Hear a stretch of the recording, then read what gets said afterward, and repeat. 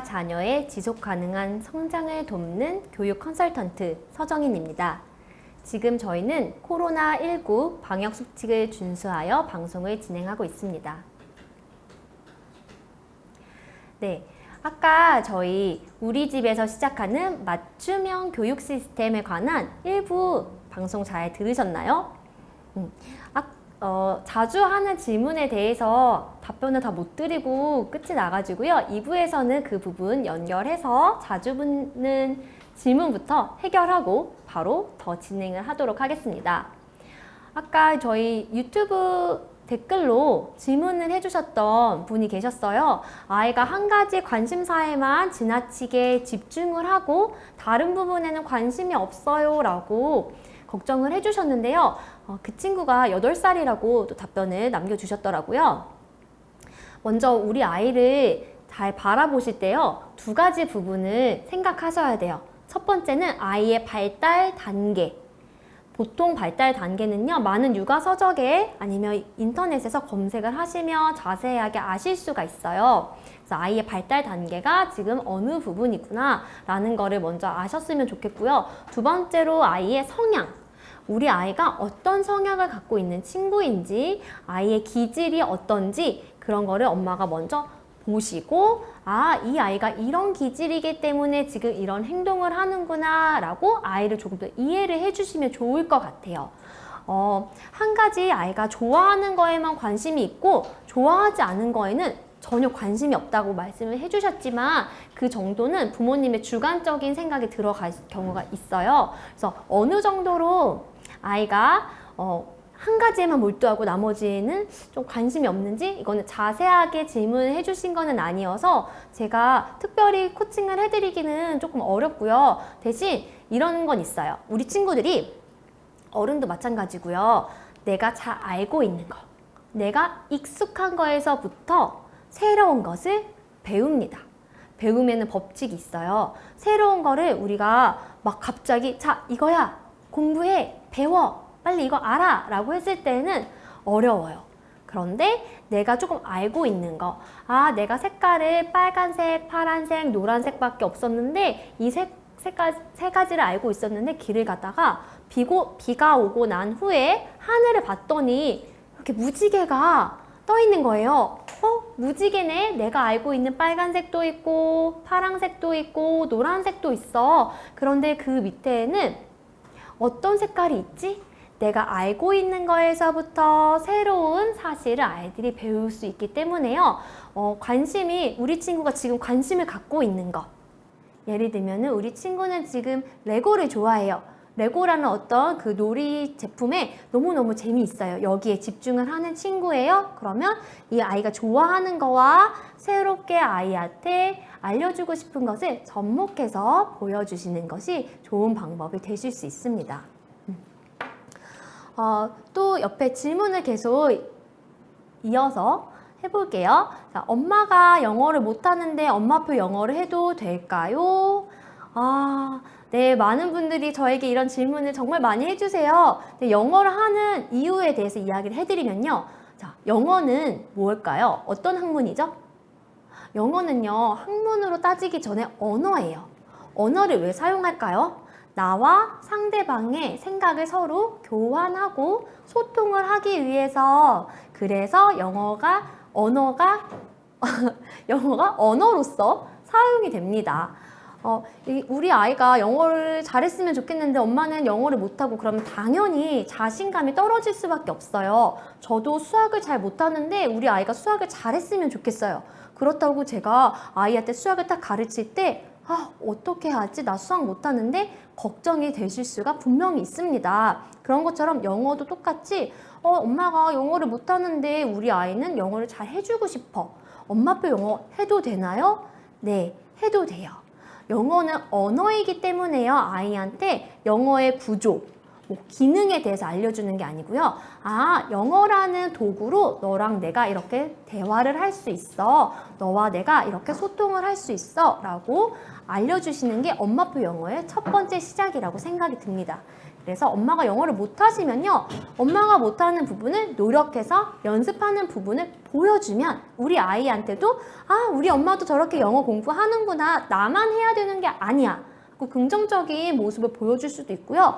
엄마와 아이가 엄마가 이거 단어 뭔지 잘 모르겠네. 엄마랑 같이 사전을 찾아볼까? 엄마랑 같이 인터넷 검색을 해볼까? 아이와 엄마가 함께 하실 수 있는 방법이 충분히 있기 때문에요. 영어를 못하셔도 엄마표 영어 충분히 하실 수 있습니다. 네, 하시면 되고요. 한글을 모르는데 영어를 해도 되나요? 제가 되게 재미있는 논문을 읽은 적이 있어요. 어떤 논문이냐면요. 미국에는 이민자들이 굉장히 많잖아요. 그래서 3개 국어, 3가지의 언어를 모국어처럼 굉장히 유창하게 할 수 있는 아이들을 찾은 거예요. 자, 이 친구들이 어떻게 이 3개 국어를 잘할 수 있지? 하고 연구를 했어요. 그런데 이 친구들의 공통된 특징 중에 하나가 뭐였냐면요. 대다수의 친구들이 36개월 전에 3개 국어에 충분히 노출된 아이들이 3개 국어를 모국어처럼 굉장히 잘한다는 논문을 본 적이 있습니다. 네, 한글을 모르는데 영어를 해도 되나요? 네, 해도 돼요. 자, 위에 부분이랑 좀 비슷한 맥락이에요. 영어를 학습으로, 자, 우리 아이가 6살이니까 알파벳을 떼야겠어. 우리 아이가 지금 단어 100개 외우게 해야겠어. 지금 예를 들면은 리딩 1단계 레벨의 책을 읽히겠어. 학습적인 목표를 두시고 영어와 한글을 같이 노출하시면 아이들이 좀 힘들 수 있어요. 그쵸? 그런데 그게 아니라 영어는 언어이기 때문에 이렇게도 말할 수 있고 저렇게도 말할 수 있고 이런 우리 한국어랑 다른 소리가 들리네. 이렇게 언어로서 접근해 주시는 거는요. 충분히 한글을 몰라도 하실 수 있습니다.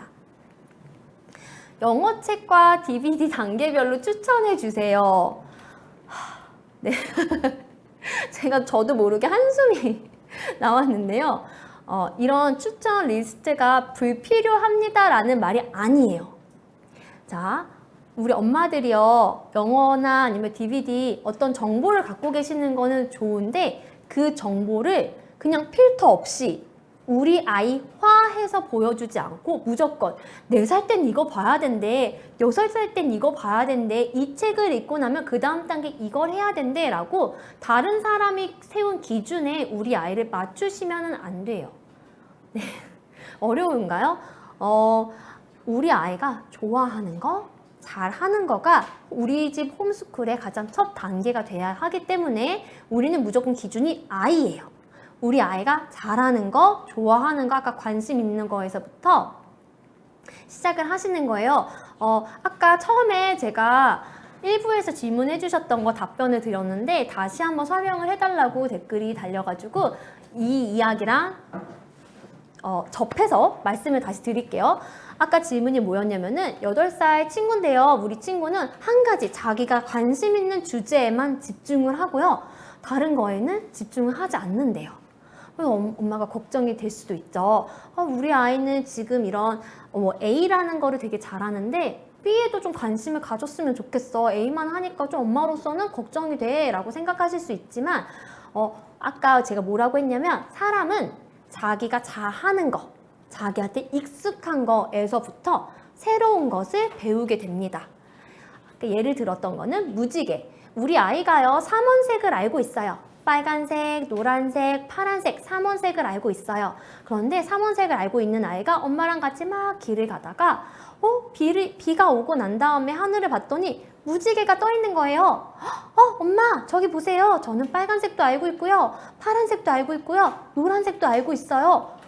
근데 내가 모르는 저 색은 뭐지? 뭔가 푸르스름하면서도 붉으스름하면서도 저 색은 뭐지? 하고 아이들은 자기가 알고 있는 거에서부터 새로운 것을 받아들이게 됩니다. 만약에 아이가 어떤 한 가지를 너무 좋아해요. 우리 친구는 수학 놀이에만 집중해요. 영어도 싫고요. 과학 놀이도 싫고요. 무조건 수학 블럭만 가지고 놀고요. 수학 블럭에만 관심이 있어요. 그러면 아이가 잘 가지고 노는 블럭에서부터 엄마가 좀 새롭게 노출해주고 싶은 것을 이렇게 알려주시는 거예요. 블럭놀이를 했더니 기쁨아, 이 블럭을 가지고 엄마는 A라는 단어를 만들어 볼 거야. A라는 글자를 만들어 볼 거야. 엄마는 이 블럭을 가지고 이렇게 입체적으로 성을 만들 거야. 그런데 이 성에는 기쁨이도 살고 엄마도 살고 있어. 우리 성이 나왔던 동화책 같이 읽으면서 블럭으로 만들어 볼까? 이런 식으로 아이가 어리면 어릴수록 우리 아이들의 관심사에서부터 새로운 거를 접목시켜 주실 수가 있어요. 그럼 영어책이나 DVD도 단계별로 지금 6살이니까 무슨 책 봐야 돼? 지금 7살이니까 무슨 DVD 정도는 아이가 봐야지? 라고 어떤 기준의 아이를 맞추시지 마시고요. 우리 아이는 지금 수학이나 이런 거 좋아하니까 DVD도 이런 DVD를 보여줘야지.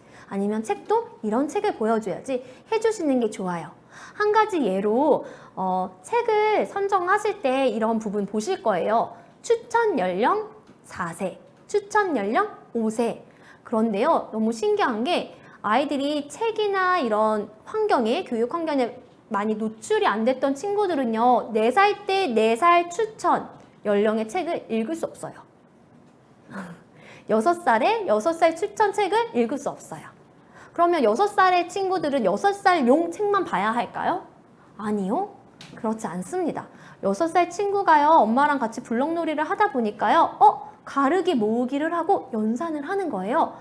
우리 아이가 연산을 하네? 그러면 우리 아이 연령보다 조금 더 수준이 있는 책을 보여주실 수 있어요. 우리 아이가 거기에 관심이 있으면. 그렇게 해서 연령에 관계없이 3학년, 4학년, 초등용 책을 보는 친구들도 있어요. 물론 그 내용을 100% 아이가 이해하고 본다고 생각하지는 않습니다.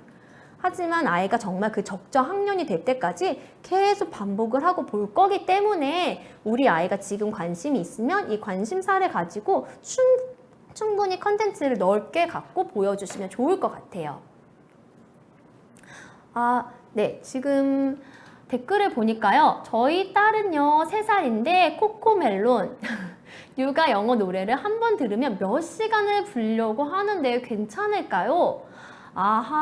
되게 걱정 많이 될 것 같아요. 그쵸? 이것도 제가 한 가지 팁을 드리자면은 미국에 있는 소아학회에서는요 24개월 전에 아이들한테 영상 노출을 권장하지 않습니다 라고 해요. 그러니까 이거를 법적으로 절대 보면 안 돼요! 그게 아니라 권장하지 않습니다 라고 되어 있고요.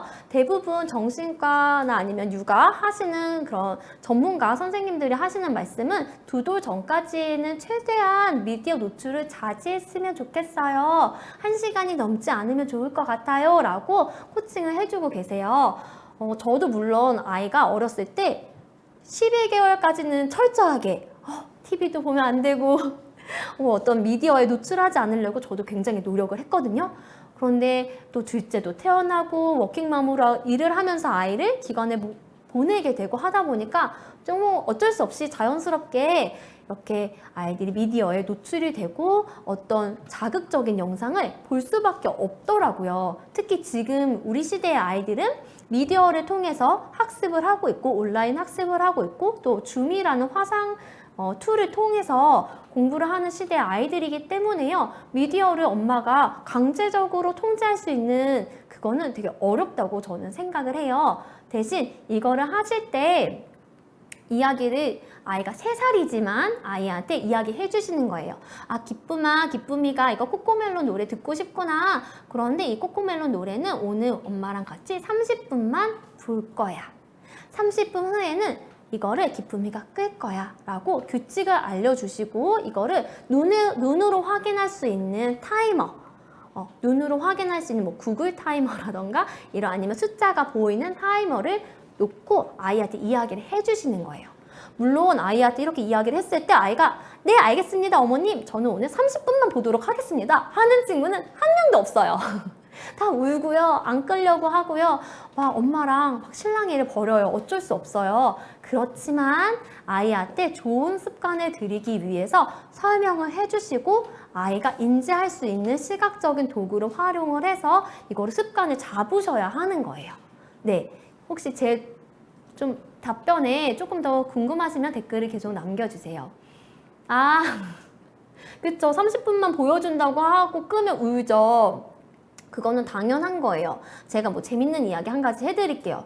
저는 영유아 기간에서 아이들을 정말 많이 만나고 지금도 현역에서 아이들을 만나서 수업을 하고 있습니다. 정말 아이가 선생님 말에 되게 잘 듣는 친구도 있고요. 이 선생님이 나한테 어떻게 하는지 봐야지 하는 친구도 있어요. 이 친구들 저는 보통 우리 아이가 나랑 밀당한다. 우리 연애할 때 밀당하듯이 아이도 이 사람이 나를 어디까지 받아주지? 이 사람이 나를 어디까지 내 말을 들어주지? 하는 거를 밀당을 합니다. 엄마랑도 하고요. 선생님이랑도 하고요. 지나가는 사람이랑도 밀당을 해요. 아이들은 그런 이야기 있죠. 자기를 좋아하는 사람은요, 아이가 어려도요, 다 알아요. 아무리 말을 못하는 아기여도요, 이 사람이 나를 편안하게 해주는구나. 이 사람이 나를 좋아하는구나. 이 사람이 나를 보호하는구나는 아이들도 알아요. 그렇기 때문에 이런 울고 떼쓰고 하는 부분을 그냥 아직 아이가 어리니까 그냥 내가 좀 이해해야지. 아니면 얘는 원래 이래. 얘는 이래서 내가 진짜 어쩔 수 없어 라고 하시는 것보다는요, 기쁨이가 이거 지금 못 봐서 너무 속상하구나. 맞아. 엄마도 보고 싶은 거 끝까지 못하면 눈물 날 정도로 속상하더라. 그런데 기쁨아 30분 넘게 보면은 기쁨이의 생각주머니가 이렇게 커졌던 게 쪼글쪼글해져서 작아진대. 생각주머니가 작아지면은 너가 재밌는 거를 상상할 수 없어. 너가 재밌는 놀이를 꾸준히 할 수 없어 라고 아이가 알아듣던지 못 알아듣던지 계속 설명을 해주시는 거예요.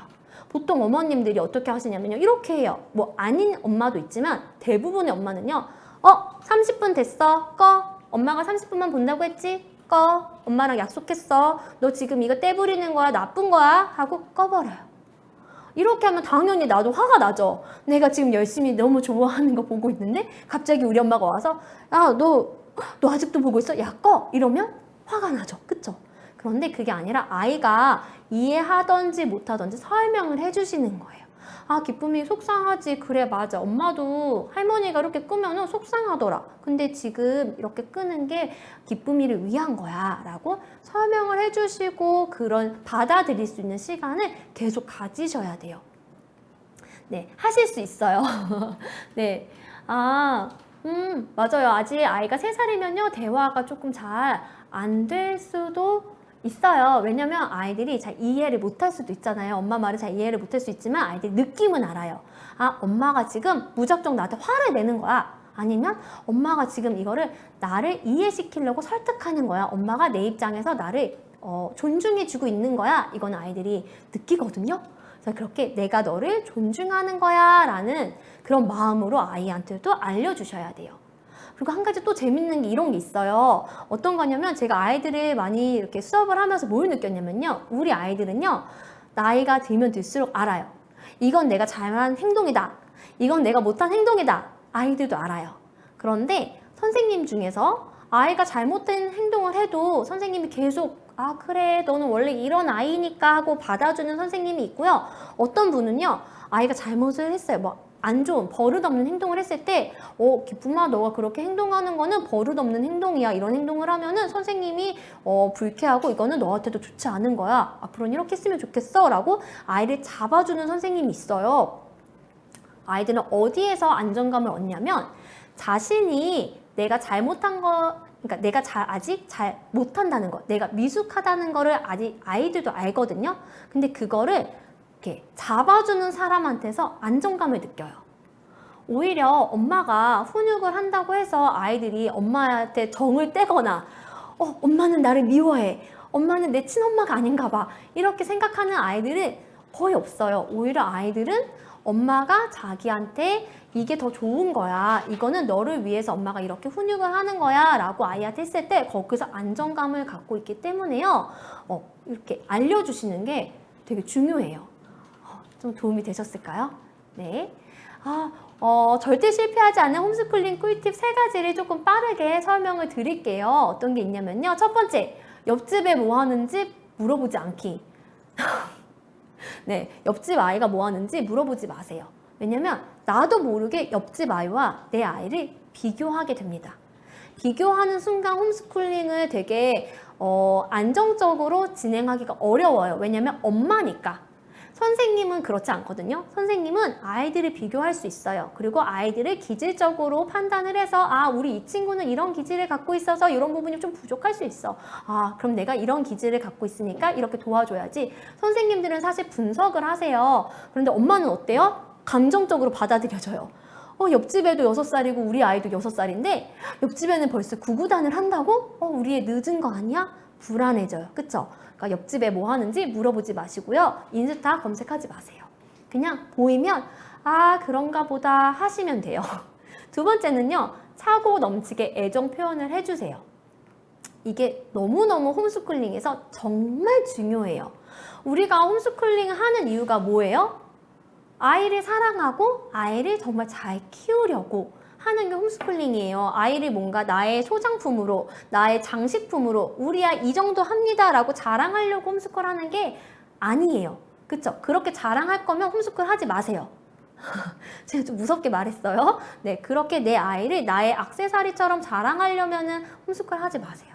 근데 그게 아니라 정말 우리는 아이를 사랑하는 마음으로 아이와 엄마가 함께 성장하기 위해서 홈스쿨링을 하는데요. 이때 사랑하는 표현을 정말 많이 해주셔야 돼요. 우리 친구들 중에서 홈스쿨링 하면서 되게 똑똑한 친구들이 많아요. 근데 그 친구들한테 물어보면 다 이렇게 말해요. 엄마랑 이거 했을 때 너무 내가 기분이 좋았어요. 이거 했을 때 제가 너무 행복했어요. 나이가 어릴수록요. 왜 공부를 하는지 아세요? 아이들의 동기는요. 2가지예요. 내가 뭔가 원하는 걸 얻으려고, 내가 이걸 완수하면 엄마가 나한테 장난감을 사준다던가 맛있는 간식을 사준다던가 내가 원하는 걸 들어줄 때 공부를 해요. 두 번째는요. 이거예요. 내가 이 공부를 하면은 엄마가 막 표정이 너무 기뻐. 엄마가 내가 블럭 갖고 놀다가 영어 노래를 흥얼거리며 엄마 표정이 너무 행복해. 그럼 그 표정을 보고 엄마가 나를 보고 행복해하네? 내가 이 행동을 하니까 엄마가 행복하네? 그럼 나 해야지? 이 2가지의 그게 되게 커요. 조금 슬프게 들리시나요? 그런데 지금 이게 우리 아이가 정말 느끼는 거예요. 그래서 홈스쿨을 진행하실 때는요. 아이랑 엄마랑 충분히 애정 표현을 하시는 거예요. 아이가 엄마 뜻에 맞지 않게 행동을 하더라도 아, 너는 이렇게 생각했구나. 엄마는 이렇게 생각했는데 아, 이렇게도 생각할 수 있네. 오, 엄마 몰랐어. 기쁨이가 알려줘서 고마워. 하고 아이 인정해주고 아이한테 애정 표현 해주시고 아, 엄마가 기쁨이랑 같이 이거 10분 동안 하니까 너무 재밌었어. 내일 또 10분 엄마는 기쁨이랑 또 하고 싶어. 하고 애정 표현을 해주시면요. 우리 아이는 어떤 감정을 갖냐면요. 엄마랑 나랑 온전히 10분 동안 행복했어. 그렇기 때문에 홈스쿨이 계속 유지할 수 있어요. 네, 되게 중요한 부분이에요. 마지막으로는요. 홈스쿨링 한 거를 기록을 하세요. 그리고 이 기록한 걸 가지고 아웃풋이 바로 나올 거라고 생각하지 마세요. 기다리세요. 기록이 왜 중요하냐면요. 엄마들이 홈스쿨을 하시다가 자존감이 떨어지는 순간이 있어요. 나도 모르게. 옆집 아이는 이거 했더니 이만큼 잘하네? 우리 아이는 왜 못하지? 나 때문에 못하는구나. 내가 부족해서 우리 아이도 내가 교육을 부족하게 시키나 보다. 라고 이렇게 오해를 하시고 자존감 떨어지시는 어머님들이 되게 많이 계시거든요. 그런데 이거를 기록을 하세요. 기록을 하다 보면요. 우리 기억은요. 가끔 까먹어요. 내가 이만큼 노력을 했는데 이걸 까먹고 지금 당장 우리 아이의 아웃풋만 보고 엄마가 되게 실망하고 아, 난 바본가 봐. 포기하고 자책하고 이러세요. 근데 이거를 기록을 하시고요. 정말 내가 힘들 때 다시 꺼내보세요. 그러면 나 까먹고 있었는데 우리 아이가 이만큼 성장했네? 지금 보니까 나 이때까지만 해도 내가 사실 이런 부분에 되게 부정적으로 생각을 했었는데 생각해 봤더니 이게 되게 긍정적이었어. 너무 좋다. 라고 저한테 피드백 주시는 분들이 정말 많으세요. 특히 워킹맘들은요. 꼭 기록하세요. 사회에서 일을 하다 보면요. 이런 자책 되게 많이 들거든요. 정말 현실적으로. 내가 정말 좋은 엄마인가? 내가 일을 하느라고 우리 아이한테 소홀히 했나? 이런 마음이 되게 드실 때가 있는데 이 기록한 거를 꼭 남기고 보세요. 그러면 이게 또 하나의 에너지가 되고요. 다시 일어설 수 있는 포인트가 될 수 있어요. 그래서 기록을 하시고 아웃풋이 바로 나올 거라고 기대는 하지 마세요. 기다리시면 아이들은 스스로 알아서 아웃풋을 냅니다. 진짜로. 네. 자, 여기까지가 저희 1부 내용이었고요. 자, 2부에는요, 홈스쿨링을 어떻게 우리 비즈니스로 연결을 해서 수익을 좀 창출할 수 있는지에 대해서도 말씀을 좀 드리도록 할게요. 아까 제가 처음에 시작을 할 때 우리 아이는요 다 커서요 저 이제 홈스쿨 안 해요. 저는 홈스쿨 해본 적이 없고요. 아이가 나이가 어리더라도 홈스쿨할 관심이 없고 애도 없고 그러실 수 있어요. 그런데 요즘 시대적으로 홈스쿨이 되게 필요한 시대이기 때문에 이런 홈스쿨을 내가 가지고 있는 사업 비즈니스 컨텐츠랑 연계를 하시면 또 우리 소상공인 분들께서 되게 도움이 되실 것 같아요. 지금은요, 나의 경험이 돈이 되는 시대예요. 어렵지만 그렇습니다. 자, 저도요, 오늘 여기 강의를 하러 나왔지만 저의 경험을 바탕으로 여러분께 강의를 해드리는 거예요. 그쵸? 여러분의 경험이요, 여러분의 비즈니스랑 연결이 될 수 있는 시대고요. 코로나19로 인해서 온라인 교육이 굉장히 활성화된 시대예요. 예전에 온라인 수업 듣는 학생들의 비중보다 오프라인으로 수업 듣는 학생들의 비중이 더 많았어요. 그런데 지금은 점점 온라인 수업 듣는 친구들의 비중이 많이 늘어나고 있어요. 그리고 예전에는요, 미술이나 피아노를 온라인으로 수업 듣는 경우가 극히 드물었어요. 거의 없었죠. 그런데 지금은 미술이나 아니면은 피아노도 온라인으로 수업을 할 수 있는 시대에 우리는 살고 있습니다. 그래서 이런 온라인 플랫폼을 통해서요, 시간이나 장소, 국가를 초월을 해서 여러 가지 비즈니스를 확장하고 실행하실 수 있다고 저는 생각을 하고 있습니다. 실제 사례를 몇 가지 보여드릴게요. 실제로 캐나다 캘거리에 살고 계시는 피아노 선생님이 한국 학생들을 모아서 줌으로 수업을 해주세요. 자, 이 수업은요, 선생님이 엄마를 알려주는 거예요. 물론 되게 고난이도의 테크닉을 하는 그런 피아노가 아니라 유아들이 쉽게 놀이로 하는 피아노를 알려주시는데요. 엄마들한테 알려드리는 거죠. 자, 이런 음악적인 이론이 있고요. 음악가가 있습니다. 아이들이 처음에 피아노를 칠 때는 이런 실수를 할 거예요. 그럴 땐 이런 식으로 고쳐주세요 하고 선생님이 엄마를 티칭해 주시고 또 아이들의 피아노 치는 모습을 영상으로 보시고 다시 도와주시고 이런 식으로 실제로 캐나다에 사시는 분이 한국에 있는 엄마들과 아이들을 가르치시는 일도 있고요.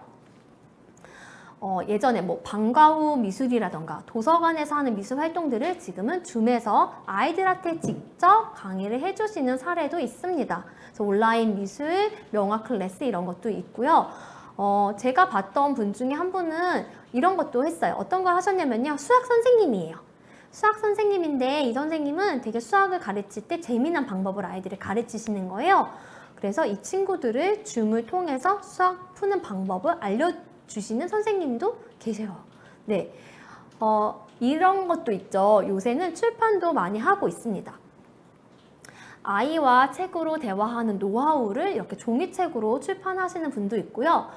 대화하는 방법, 아이랑 아이가 질문을 했을 때 어떻게 대답하는 방법 이런 거에 대해서 자기의 경험을 바탕으로 책을 만드시는 거죠. 종이책으로도 만들 수 있고요. PDF 파일로도 책을 많이 출판을 하시더라고요. 그래서 도서관이나 아니면 인터넷 사이트에서 검색을 하시면 엄마표 미술, 엄마표 과학, 엄마표 수학, 엄마표 예술, 엄마표 음악 여러 가지 분야에서 엄마와 아이가 함께 경험을 하고 그 경험을 토대로 만들어진 책들이 굉장히 많습니다.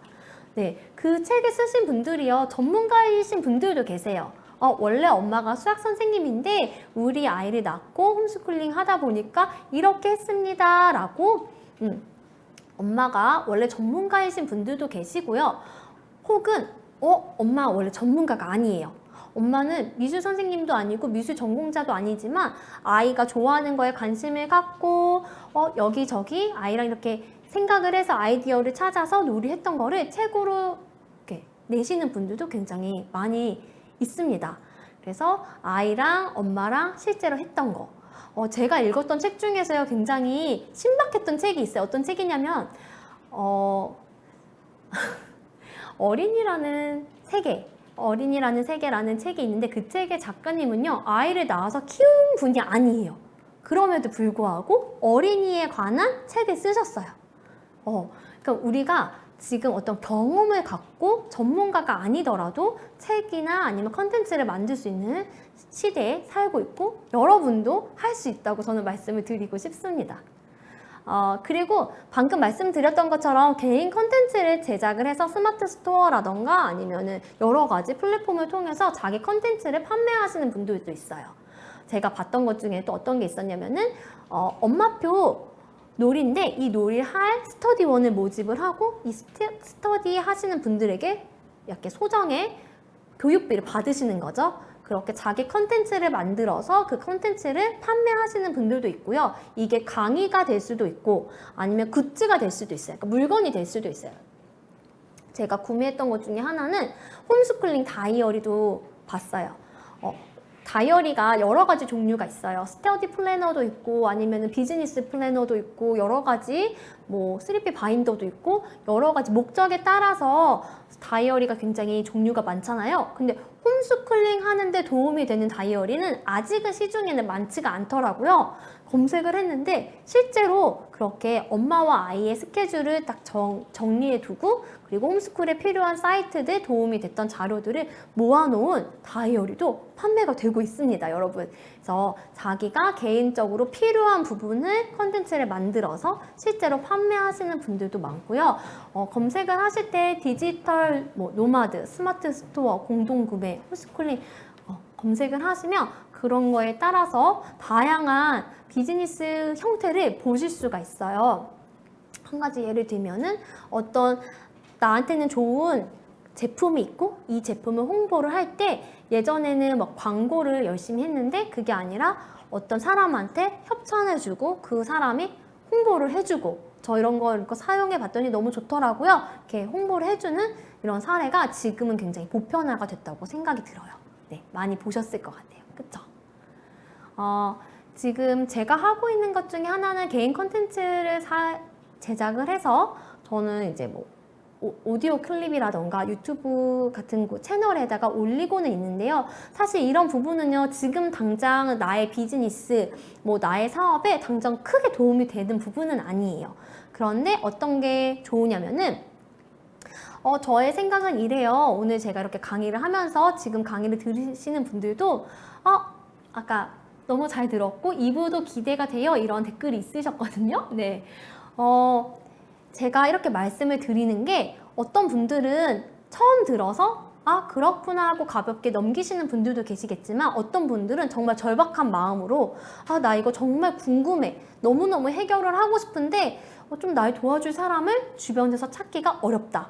그런 분들은 검색을 해서 제가 가지고 있는 컨텐츠를 보실 수가 있겠죠? 보거나 들으셨을 때 이런 게 신뢰가 쌓이고 또 이 신뢰를 바탕으로 이분과 제가 연결이 될 수도 있어요. 그래서 뭐 오디오 클립이라던가 아니면 블로그에 글 쓰는 거 아니면 뭐 그 유튜브에 컨텐츠를 올리는 이런 활동들이 지금 당장은 뭐 내가 비즈니스를 할 거야, 내가 사업을 해서 돈을 많이 벌 거야 이런 거랑 연결이 바로 되지는 않지만 나라는 사람, 내가 갖고 있는 가치관, 내가 여러분들한테 드릴 수 있는 서비스에 대해서는 충분히 진심으로 보여드릴 수가 있기 때문에 사람을 많이 만날 수 있다는 거.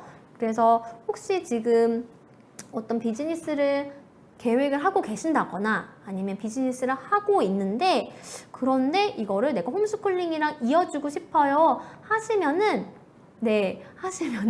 이런 오디오 클립 만드시는 개인 컨텐츠를 계속 만드시는 일을 하셨으면 좋겠어요. 그래서 이거는 어떻게 만드시면 되는지도 알려드릴게요. 자, 바로 실천하는 방법을 알려드리도록 하겠습니다. 이거는요, 제가 홈스쿨링을 하는 엄마도 지금 하셨으면 좋겠어요. 우리 아이가요, 요즘은 스마트폰을 손에 쥐고 태어난다고 하잖아요. 아이들이 태어나서 스마트폰 사용하는 게 너무 일상이 되었어요. 그래서 뭐 7살, 6살 아이들도요, 나는 유튜브 크리에이터가 될 거야 라는 말을 종종 자주 들으실 거예요. 저희 딸도 막 엄마 핸드폰 한 번만 빌려줄래? 이러고는 핸드폰 켜놓고 막 자기가 안녕하세요 여러분 이러면서 유튜브를 찍는 건 아니지만 영상을 찍는 건 아니지만 자기가 그렇게 보고 따라하는 부분들이 많이 있거든요. 이것도 홈스쿨과 또 나의 개인 컨텐츠를 연결을 해서 하나의 아이한테 선물로 줄 수도 있다고 저는 생각을 해요. 그래서 어떻게 실천을 할 거냐면요. 컨텐츠 리스트를 작성해 보세요. 주제를 정하시고요. 내가 홈스쿨링을 하는데 나는 엄마표 영어를 할 거야. 우리 아이가 지금 영어에 관심을 갖고 있고 내가 생각해도 영어가 우리 아이 교육에 되게 중요해. 그래서 나는 엄마표 영어를 할 거야. 그런데 나는 영어를 잘 몰라. 영어에 자신이 없어. 그래도 컨텐츠를 짜실 수가 있어요. 한 20개 정도 짜시는 거예요. 리스트를 만드는데 예를 들면 이렇게 해보세요. 영어를 못하는 엄마의 처음 구매한 영어 책은? 네. 그러면 사람들이 되게 궁금하겠죠. 나도 영어 잘 못하는데 누가 영어책 처음 샀대. 뭐지? 궁금할 수 있어요. 나랑 비슷한 관심사가 있는 분들은요. 내 컨텐츠를 관심 있게 보실 거예요. 그쵸? 그리고 내가 영어를 잘 못하는 엄마가 성공했던 교재는? 뭐 이런 것들 소개하는 컨텐츠도 만드실 수 있을 거예요. 그래서 나의 비즈니스나 일상에 관련된 컨텐츠를 리스트업을 해보세요. 1번부터 20번까지 리스트를 만드시고요. 이 리스트를 만드실 때는요. 질문으로 만들어 보세요. 아까 했던 질문처럼 한 가지 관심사에만 꽂혀있는 우리 아들 어떻게 하면 새로운 것을 노출할 수 있을까? 이렇게 컨텐츠를 만들어 보시는 거예요. 어때요? 비즈니스에 관심이 없으시더라도 이거를 만들어서 아이랑 기록을 해두고 이 기록이 모여서 자기 포트폴리오가 되면요. 아이한테는 굉장히 큰 선물이 됩니다. 큰 자산이 되고요. 나중에 지금은 제가 비즈니스를 할 생각이 없어요. 아직은 제가 뭔가 사업을 할 생각이 없어요 하시더라도 지금 이렇게 만들어 놓으셨던 게 나중에 혹시 생각이 바뀌거나 기회가 찾아왔을 때 여러분한테도 도움이 되실 거예요. 그래서 나에게 어떤 컨텐츠가 있는지 자 여러분 저를 똑바로 보세요. 우리 하나도 못하는 사람은 없어요. 잘하는 게 하나도 없는 사람은 없습니다. 사람은 뭐든지 한 개라도 잘해요. 정말 그 잘하는 게 뭔지 생각을 하시고 그걸 가지고 컨텐츠 리스트를 작성해 보세요. 바로 실천하기. 네, SNS 플랫폼을 바로 이용을 해보세요. 여러 가지 나의 취향이나 나의 강점, 내가 잘하는 것들을요. 홈페이지 옛날에는 뭐 홈페이지 같은 것도 활용하고 그랬잖아요. 지금은 홈페이지보다는 이런 SNS 플랫폼을 좀 더 사람들이 쉽고 빨리 접속을 하고 보기 때문에요. 나의 취향이나 감정 같은 거를 한 곳에 계속 축적을 해서 쌓아두시면요. 이런 게 생겨요. 제가 무슨 유명한 그런 공인은 아니지만 저의 컨텐츠를 5년, 6년, 7년 꾸준히 봐오셨던 분들은요. 저랑 같이 신뢰가 쌓이게 되죠. 소통을 하게 되고 소통을 하다 보면은 저를 좋아하는 사람들이 생길 수밖에 없어요. 물론 저를 싫어하는 분들도 있어요. 근데 그것보다도 나를 싫어하는 사람에 관심을 두는 것보다도 나를 좋아하는 사람 그리고 나의 어떤 그런 능력이 나의 재능을 필요로 하는 사람을 만날 수 있는 게 SNS이기 때문에 별거 아니지만 소소한 거라도 SNS를 플랫폼을 잘 활용해 보시기를 저는 더 너무너무 강력 추천을 하고 있습니다. 그리고 이 SNS의 순기능 중에 하나가 뭐냐면요. 제가 이런 이야기를 들었어요.